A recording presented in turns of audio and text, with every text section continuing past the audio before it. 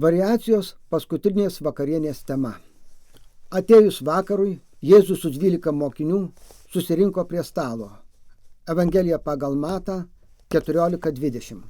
Anuo metu po vakarienės, kai visi dubenys ir brangaus vyno buteliai jau buvo ištuštinti, visiškai nieko neįvyko. Kiekvienas delsė pradėti pirmas, bet kažkam reikėjo. Tylėdami kilome nuo stalo, tarytum ko laukdami, žvalgėmės į duris ir vienas į kitą. Visi buvome sotūs ir mažumėlę aptingę, dar išgėrę po taurę vyno, bet nieko neįvyko.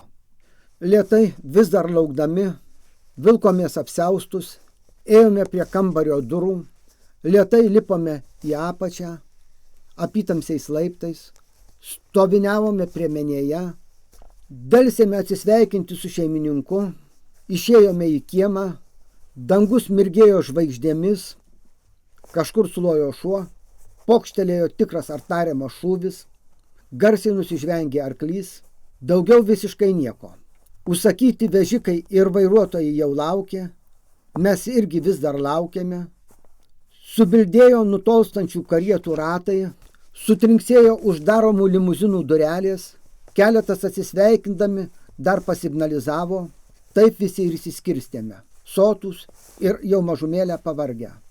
Galvodami apie rytdienos darbus ir ne visai nusisekusi vaidmenį, kurį kiekvienas tą vakarą vaidinome.